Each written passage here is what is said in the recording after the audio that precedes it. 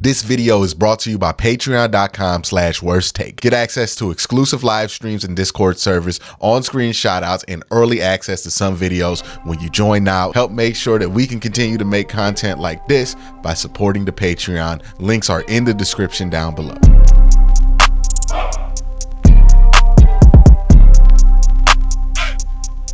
Hey, what's up, and welcome to Q&A, the show where I take your questions from the YouTube, internet, and everything else and answer them here in video format. We're going to jump straight into the questions. The question today is from Saint830, who says, do you think the Browns bought in Jim Schwartz because they are confident enough in his ability to coach up the D-line so much that they can swing big in free agency at wide receiver, or maybe Jessie Bates led the content? I don't think that's how they thought about it at all.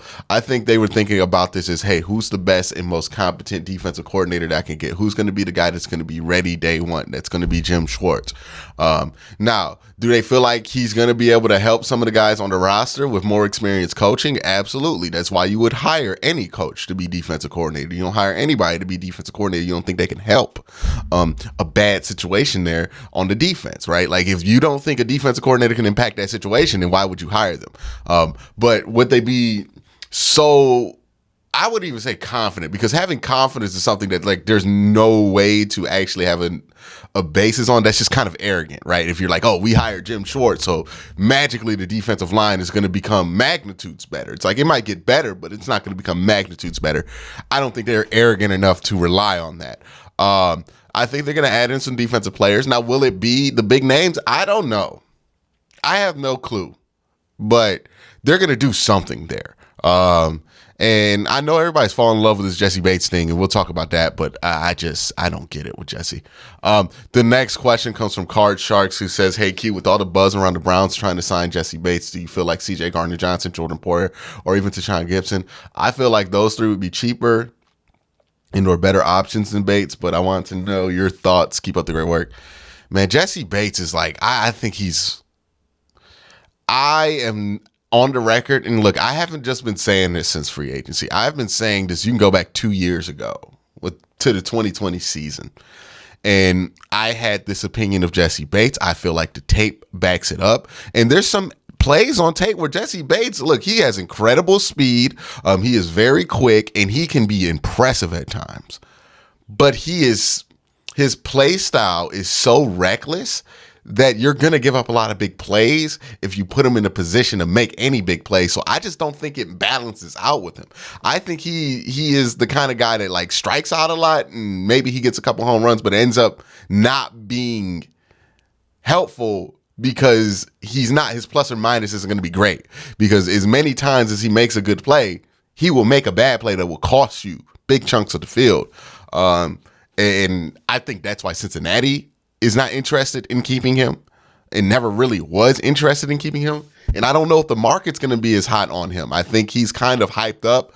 I don't think he's an automatically better option than Jordan Poyer. I don't think he's an automatically better option than CJ Gardner-Johnson. I think that there's some consideration there, and I think maybe Jordan Poyer and CJ Gardner-Johnson get more money than what people are expecting, and Jessie Bates gets less.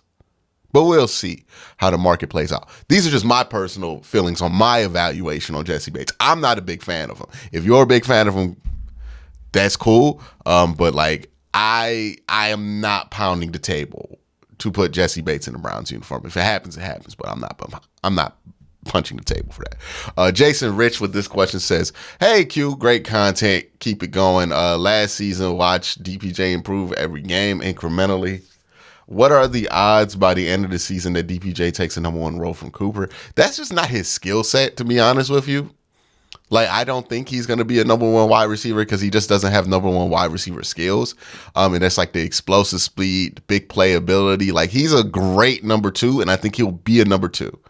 I don't think he fits as a one. I think you're going to put him in the wrong spot there. He's more Keenan Allen than he is a Mike Williams. You know what I mean? Scott Skazax says, hey, Q, do you think Njoku will step up to the next level this season? Love the content. I think that's certainly the hope, right? In order for the Browns to have the season they want, they need some guys to take some steps, right? Defensively, they need JOK to finally take that step. Offensively, you need David Njoku to be the guy that takes that step. Now, he's taken steps, mind you. Like he's gotten better each year. But he needs to take that big step to be a reliable end zone target. Now, he's not going to be Travis Kelce. I'm not going to expect him to be Travis Kelce. But he does need to be a serious red zone threat. In the same way that Mark Andrews is a serious red zone threat. You know what I mean? Like, I don't think he needs to be the best in the league, but he needs to be up there in the top 5 when it comes to red zone execution and ability to score. I want, when the Browns go into the red zone, every play-by-play commentator go, oh, David Njoku, he's the big target that they like to go to down here. Like, I want it to be a known thing that David Njoku gets those 50-50 balls in the red zone and he comes down with it. That's the next step I think he needs to take. I don't care if he has more yards. I want him to have more touchdowns. I want him to hit double-digit touchdowns this year. 12 touchdowns. Like, that would be amazing if he had 12. But, you know, he needs to be double-digit touchdowns because if that happens, we're really cooking. We're really cooking if he can get that number. The next question comes from Gagan Singh, who says, even if Deshaun doesn't return back to his top 5 form, do you think this team can make a deep playoff run with its surrounding cast, providing good coaches and good players? Yeah. Deshaun doesn't have to be top 5 to make a playoff run or get to the second round of playoff. Where Deshaun has to play at a top 5 level for at least 4 games in the playoffs is if the Browns want to win the Super Bowl. Right? Like, that's where you're going to need the top 5 quarterback play. Because, again, it's not just 1 or 2 quarterbacks that you might have to play in the AFC. It's the gauntlet.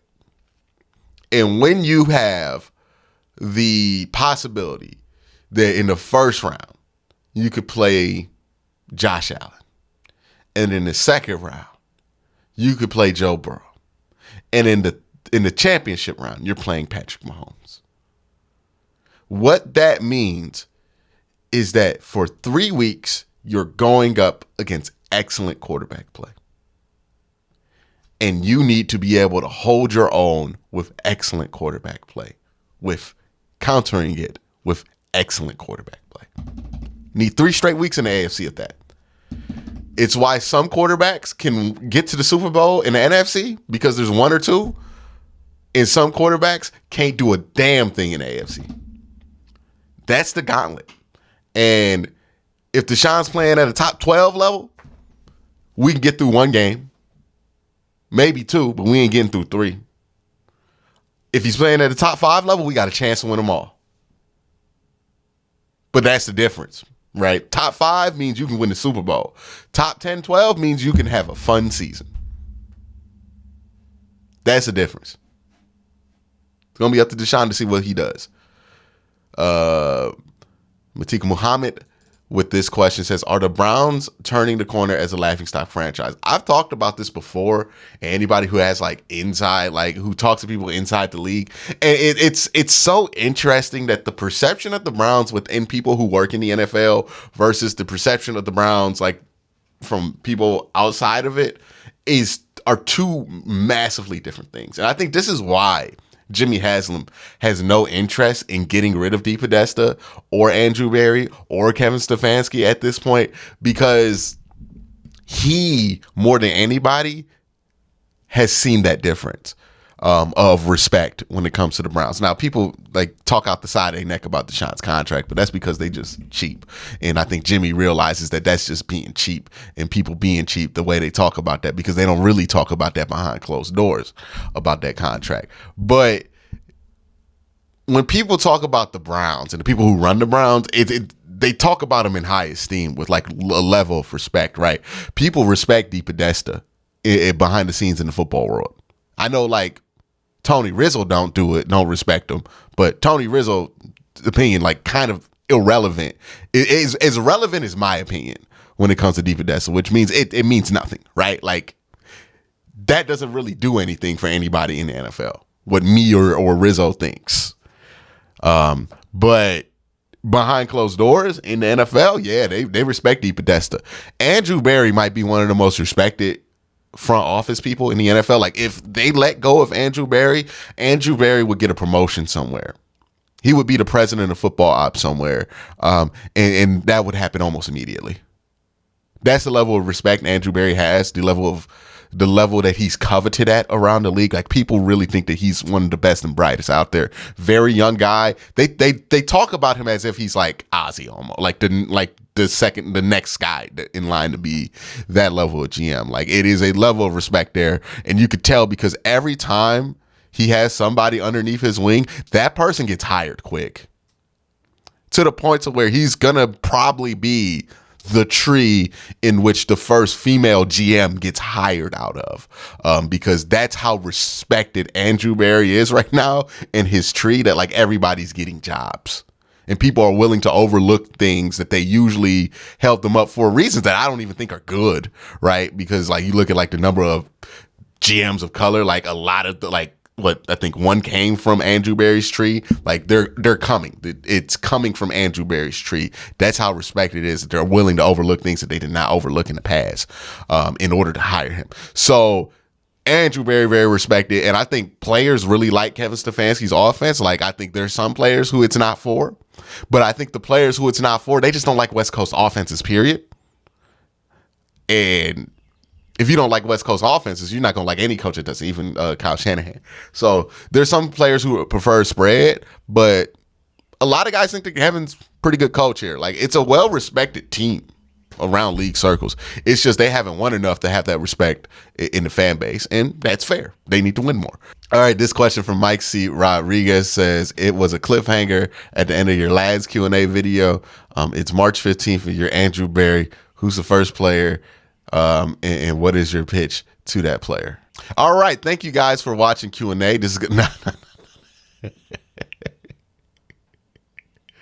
I'm calling Javon Hargrave and I'm sending him photos of Myles Garrett. That's what I'm doing. First day. That's my pitch.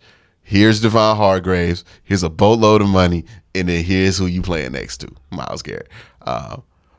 Say 8:30 back again with another question. Says, after watching your video with Jared, do you think the Browns will be seeing? No, they're not going to play. They sucked last year. They're not playing in the primetime games this year. They're getting like 2 or 3.